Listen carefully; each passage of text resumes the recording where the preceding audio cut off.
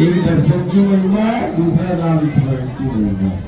एक हर स्थिति परिस्थिति राम का नाम लेते रहेगा, हर स्थिति परिस्थिति ये नाम स्मरण, ये सत्य की आराधना है, साधना है।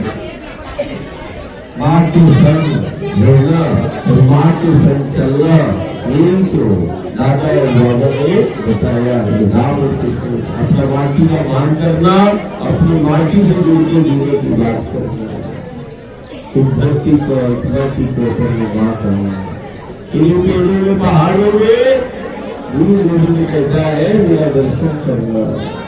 जो भगवती है वो हमारे गांव नगर के द्वार में गुरु गोविंद शंकर को खड़ा कर देती है, यही शक्ति है। ये वो नर्मदा है, वो शक्ति है जो गांव और नगर को तीर्थ बनाती है और जो घर द्वार में गुरु गोविंद शंकर को खड़ा कर देती है, ये वही भगवती है जिसके द्वार पर रखे जाएंगे। ये वही शक्ति है जो जीवन का आधार तो है ही, घर को तो चलाती है। ये वही शक्ति है जो हमारे हाथों से दुनिया को चला देती है, जगत का संचालन करा देती है। ये वही शक्तियां है जो हमारे देश को जगत नहीं बना देती है। आज भी दुनिया शोध करती है कि भारत के पास कौन सी शक्तियां हैं जो इसे विश्व वंदनीय बना देती है, जगत वंदनीय बना दिया। और इस भीषण संक्रमण आपदा काल में वो कौन सी शक्तियां हैं भारत के पास जो भय मुक्त जीवन भारत को प्रदान करती है। देख, गंगा है मेरे पास, नर्मदा है मेरे पास, गौ है मेरे पास, ये माटी है मेरे पास। दुनिया इतना संक्रमण और आपदा में भयभीत है और ये वही शक्तियां हैं जो भयमुक्त जीवन को प्रदान करती है। सुख और आनंद से हमारा जीवन में रहता है। सबसे बड़ा धर्म है इस माई की सेवा कर लो, अपनी माटी की सेवा कर लो, गौ की सेवा कर लो और अपने घर द्वार में गुरु गोविंद शंकर को खड़ा कर लो।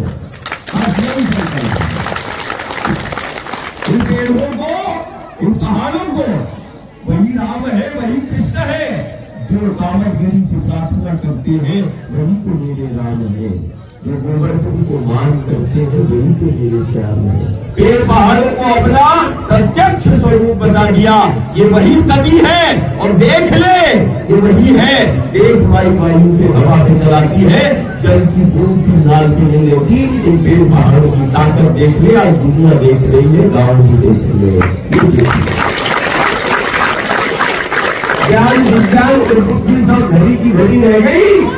से 25, 30 से 40 किलोमीटर वायु पे चलते हैं,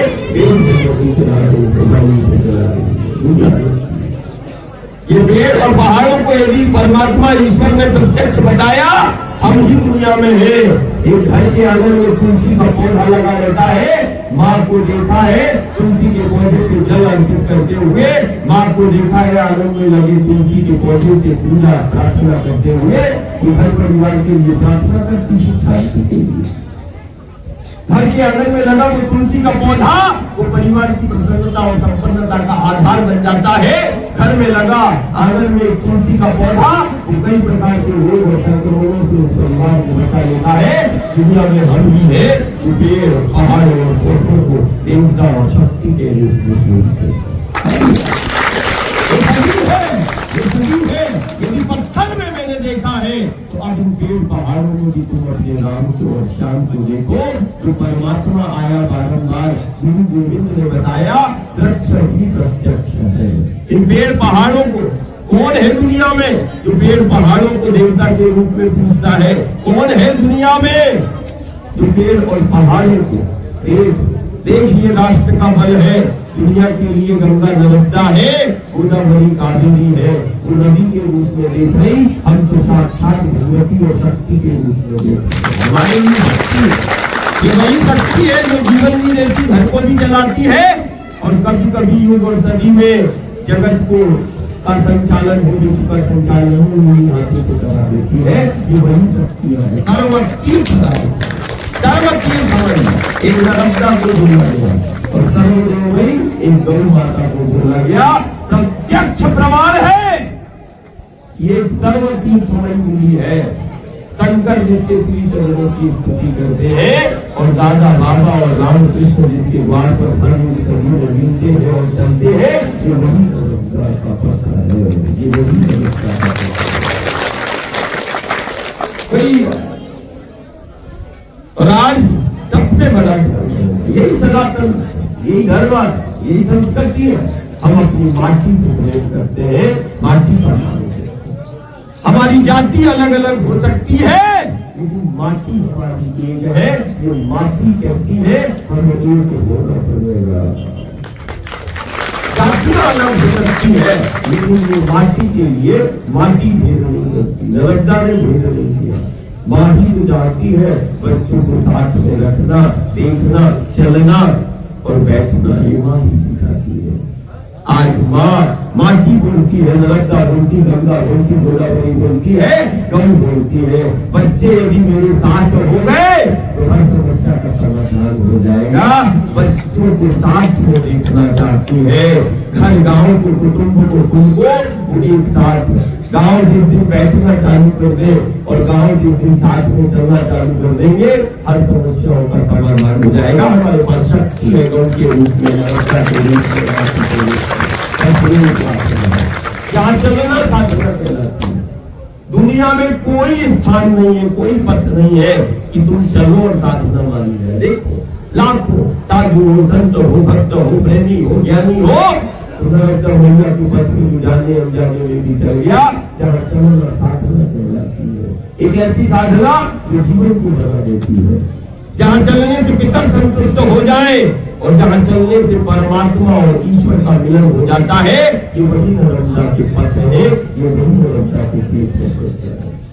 चलना साधना, जाने अनजाने में बैठे तो उपासना है। साधना तो जीव का कल्याण करती है, लेकिन ये साधना है जो मैया की भक्ति जगत का कल्याण कर देती है और जगत गुरु को बना देती है।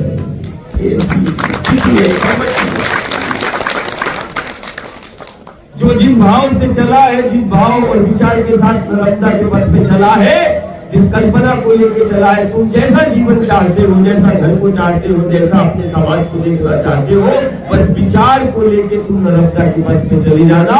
युग और सदी साक्षी है, जो जिस विचार और भाव के साथ चला है वो विचार साकार हो जाता है, कल्पनाएं साकार हो जाती है, नरकता का पथ युग साक्षी है, सदी साक्षी है। साधन संसाधनों को मत देखना, तुम तो जो जीवन में चाहते हो और जैसा जीवन तुम चाहते हो उस भाव के साथ नर्मदा की पथ पे चले जाना। ये तो वो पथ है जहाँ चलते चलते बात बन जाती है, ये वो पथ है जहाँ चलते चलते जीवन समझ जाता है, ये वो पथ है जहाँ चलते चलते भिन्न बाधाओं और संकटों का अंत हो जाता है, संत और भगवंत ऐसा मिल जाता है। ये वो पथ है जहाँ बिन मांगे ही हरि कृपा बरसती रहती है, बिन मांगे कृपा बरस नहीं है। अब बस हम ले लो, घड़ा यदि ओला है तो कहाँ से उसमें पानी भरा है ना? कहीं कहीं ऐसी स्थिति हो गई कि घड़े को ओढ़ने कर दो, पूरा पानी के ना एक बूंद भी नहीं जाएगी। ये नर्मदा का वो पथ है जहाँ हरि का, गुरु गोविंद का, शंकर का कृपा बरस रही है, लेकिन हमें वो एकाग्रता के साथ, समर्पण भाव के साथ हमें तो बैठना है, हमें तो चलना है, सब है ना। इसलिए मैं चले, ये तो वही क्षेत्र है जहाँ पर वो महायोगी कभी कभी ऐसा बोला करो, हमारा गोपाल है दादा टंटन। कलयुग में बोले कैसे धर्म स्थापना, धर्म जागरण होगी, बोले हम आएंगे, गांव नगर में भ्रमण करेंगे, वो नवनाथ ही नवनारायण के रूप में। तो क्या है, नारायण ही तो है जिसको तुम ठन पाल के नाम से जानते हो, वो कलयुग का सिद्ध, वो कलयुग का श्याम ही तो है, नारायण ही तो है। ये वही गाँव है, यहाँ ये वही गाँव है। बरेला और आसपास की 50 गाँव इस बात की प्रमाणिकता है, गौर की किनारे की और नर्मदा की किनारे की है, इन्हें हम अपने को मान देना पड़ेगा। कैसे भाव से बता गया, सीता राम नाम करते रहना, नाम स्मरण सिखा गया, आनंद से रहना, साथ में रहना, साथ में चलना और साथ में बैठना बता गया। बाबा हो गया, क्या करता है, गांव में बैठता है, घर में दहलन कुदलियों में बैठने वाला, अरे गांव को और घर को बिठाला है और गांव और घर को चलाया है, वही तुझे राजा और बाबा कहलाया है। साथ में यदि बैठ गए तो जिंदगी बन जाएगी, और साथ में यदि बैठे तो बिंदु बाधा और संकटों का अंत कर देता है। बैठना और चलना सिखाया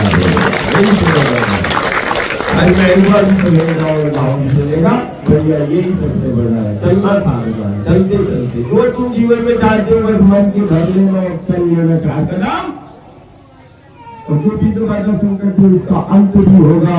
और जो जीवन में चाहते हो वो विचार लेके चले चलना, वो विचार तुम्हारे जीवन में साकार हो जाएगा।